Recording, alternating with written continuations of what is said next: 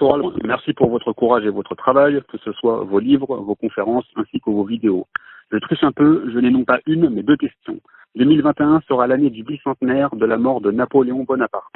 Quel est votre avis sur ce grand personnage de l'histoire de France, le fait qu'il fut un grand patriote, défendant l'idée d'une nation forte et souveraine, sa culture, mais également sur l'ambivalence suivante, son impérialisme, projet non conforme avec notre vision d'un monde stable et équilibré.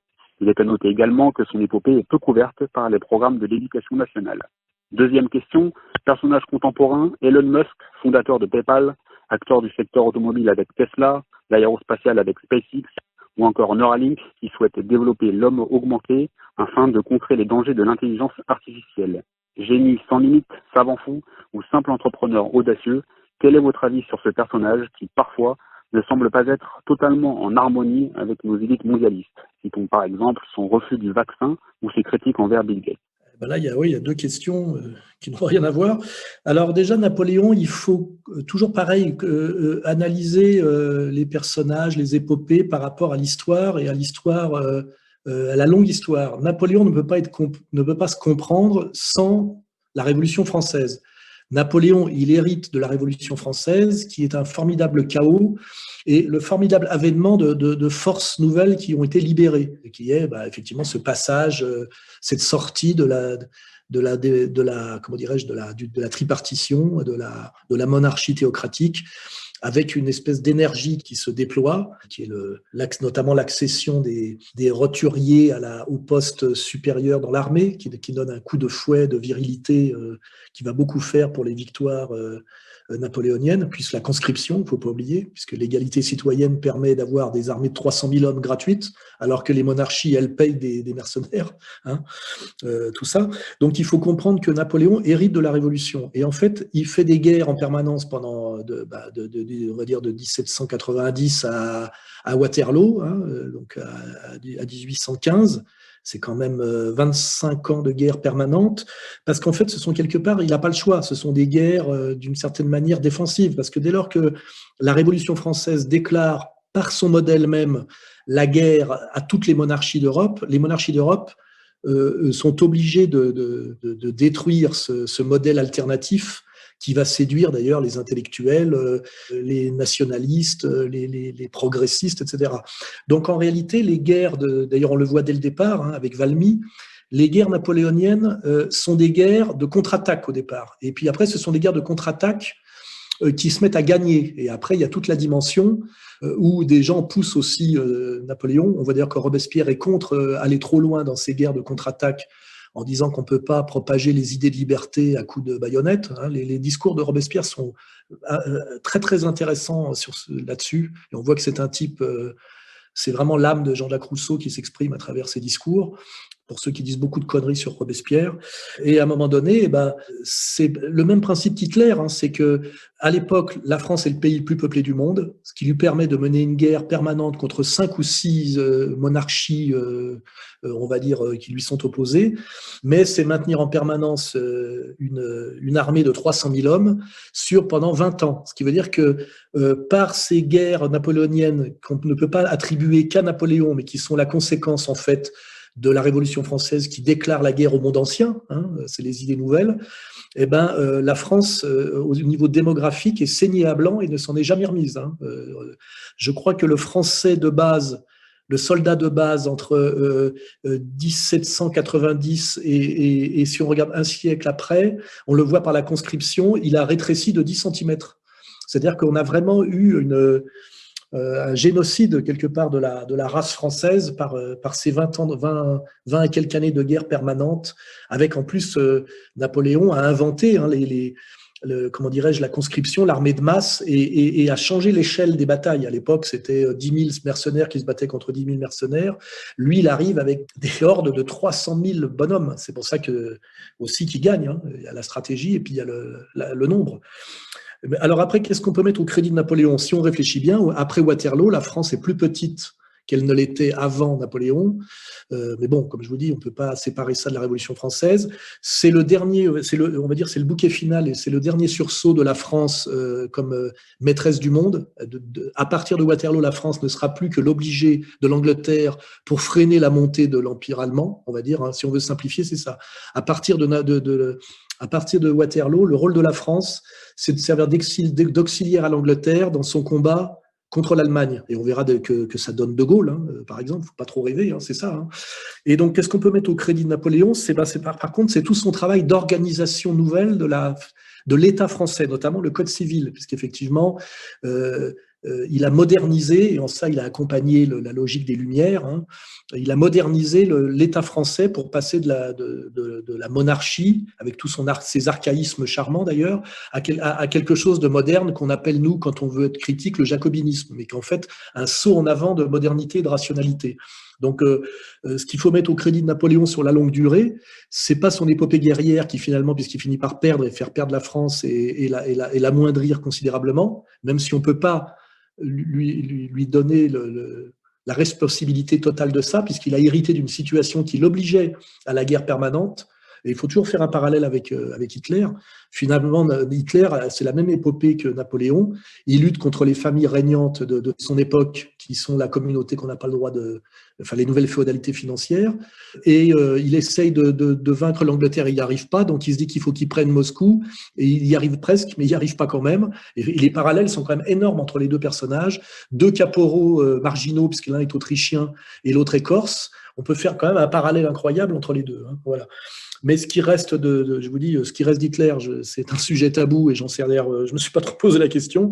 En tout cas, ce qui reste de Napoléon, c'est l'administration française dans sa modernité qui a servi, je rappelle, de modèle à toutes les nations qui ont émergé après et à cause de Napoléon, et notamment qui a servi de modèle, et là on est dans la dialectique hegelienne, à ce qui a donné la puissance allemande. Hein, la puissance allemande est née de l'opposition et de l'imitation au modèle français, on va dire, pour le vaincre à la limite après, j'irais systématiquement, parce qu'il ne faut pas rêver. On a perdu en 70, on n'a pas perdu en 14-18, on a tenu et on a perdu en 39-45. Hein, donc la dernière fois qu'on a battu les Allemands, c'était sous l'Ancien Régime. Hein. Même si on peut dire que les Allemands n'existaient pas sous ce terme-là à l'époque. Voilà. Donc Napoléon, je vous le dis, à mettre à son actif surtout le Code civil, parce que ça c'est toujours là et c'est quand même c'est la continuation du droit romain, je crois, mais c'est quand même ce qui fait tenir un peu la France au niveau de sa structure juridique et administrative. Mais sinon, il faut concevoir l'épopée napoléonienne comme le bouquet final de la grande France qui, après Waterloo, ne jouera plus jamais les premiers rôles. Hein. Plus jamais, plus jamais, plus jamais. Et ça donne effectivement, avec des petits sursauts, comme le petit sursaut de gaulliste, ce qu'est la France aujourd'hui, c'est-à-dire le tapin d'Israël, le tapin des États-Unis et la trahison on va dire, par les droits de l'homme de sa religion historique qu'est le catholicisme, etc., etc. On peut creuser le sujet assez longtemps. Hein. Je vous laisse continuer sur cette lignée, sur cette lancée. Alors Elon Musk, ça n'a rien à voir.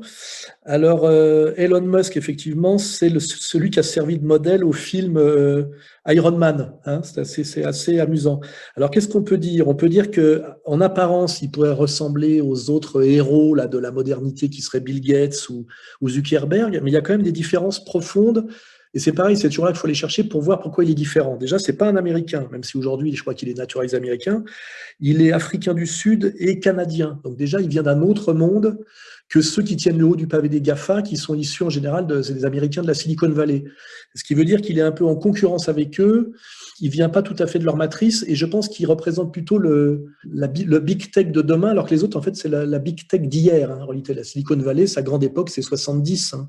60-70, et puis il passe à la caisse en 80, et depuis, il vit sur leur acquis.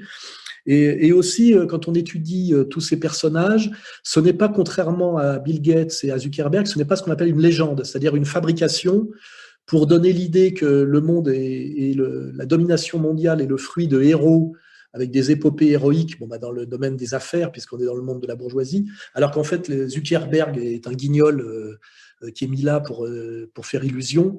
Et Bill Gates, quand on creuse sur son CV, on se rend compte que c'est la même chose. Hein, voilà. Alors que Elon Musk, réellement, est le maître de son empire, je dirais, et n'est pas américain et n'est pas issu de la génération Silicon Valley. C'est pour ça que et puis je rappelle que c'est la deuxième fortune du monde, parfois la première, ça dépend de la valeur des actions de Tesla. Vous voyez que je me suis intéressé au sujet, et je vais vous dire pourquoi je me suis intéressé au sujet, parce que j'ai vu de ses déclarations marrantes quand il disait aller sur Signal, quitter WhatsApp, ou qu'il ne voulait pas faire vacciner ni ses gosses ni ses employés et qu'il ne croyait pas au Covid. Donc il a une dimension trumpienne qui était pas mal, mais n'empêche qu'il a pas rallié Trump quand même. Hein. Parce que là, il y a aussi, ça a beau être l'homme... un des hommes les plus riches du monde, il est quand même imbriqué dans ce monde du big business et du nouvel ordre mondial, donc il agirait beaucoup moins, il est beaucoup plus riche que moi, mais il a beaucoup moins de liberté de parole que moi en réalité. C'est ça le paradoxe des gens très riches, c'est que plus vous êtes haut dans la hiérarchie de l'argent, moins vous avez de liberté d'expression en réalité, parce que vous êtes imbriqué dans tous des réseaux d'intérêts qui peuvent vous détruire assez facilement. Hein, c'est ça qu'il faut comprendre. Donc, moi, je m'y étais intéressé parce qu'il avait chopé la petite pute, là, très très bonne, en Amber Heard, hein, il avait réussi à choper. Et elle croyait qu'il allait l'épouser. Elle se disait, je suis la plus belle petite salope américaine et je vais épouser l'homme le plus riche du monde. Il l'a niqué, mais après, il l'a balancé. Donc, ça me le rend assez sympathique. Et en plus, il a un physique pas mal. C'est un grand gars, plutôt beau gosse. Il n'a pas la sale gueule d'un Zuckerberg ou la sale gueule d'un Bill Gates ou la sale gueule même de celui qui a monté Twitter. Là. Il a une bonne gueule. Et moi, je suis assez sensible au physique. Il a une bonne gueule, il n'est pas américain d'origine, il a réellement monté son business lui-même, il a réellement le niveau en maths physique, hein, il a des bons diplômes et il a l'air assez compétent. Donc moi, je reconnais que comme je suis fasciné par la carrière de Mick Jagger, parce que parfois, il faut être honnête, quand on est dans son lit avec ses petits moyens et ses difficultés, on se dit, putain, ça doit être quand même assez génial d'être dans la peau de Mick Jagger quelques jours. C'est le mec qui a tout, les dieux se sont penchés sur son berceau, quoi. Après, bon, je sais pas ce qu'il en sera dans l'au-delà, mais sur notre ici et maintenant, c'est des types ça représente des réussites totales. Et récemment, je me disais, si je voulais être autre chose qu'Alain Soral, quelqu'un d'autre qu'Alain Soral, dans un genre évidemment mytho, hein, je me disais, ben, finalement, Elon Musk, c'est pas mal. Il est plutôt beau gosse, il est grand, il est balèze, il a niqué de la super bonne meuf, et c'est parfois l'homme le plus riche du monde. Et en plus, c'est pas un parasite à la Soros. Il produit, il maîtrise quelque chose. Il est dans le. Je comprends qu'on puisse en faire le héros d'un film de science-fiction comme Iron Man. Hein, voilà. Bon, je crois que j'ai à peu près tout dit sur lui. Donc oui, la conclusion, c'est ça. Ça serait que, contrairement aux autres là dont je vous ai parlé, qui ont des sales gueules et qui sont ce qu'on appelle des légendes pour moi, c'est-à-dire qui sont des fabrications de ce qu'on pourrait appeler d'ailleurs le méga groupe, en gros, pour simplifier, pour donner une image individualiste et héroïque à un système de domination qui est en réalité un système avec ce côté collectif et implacable. Lui est réellement, à mon avis, ce qu'il prétend être, c'est-à-dire un grand capitaine d'industrie qui nous rappelle un peu les héros comme il me fait penser un peu dans la tradition des grands capitaines d'industrie héros comme en propose l'Amérique à un personnage comme Howard Hughes, voilà, ce qui est plutôt un compliment de ma part.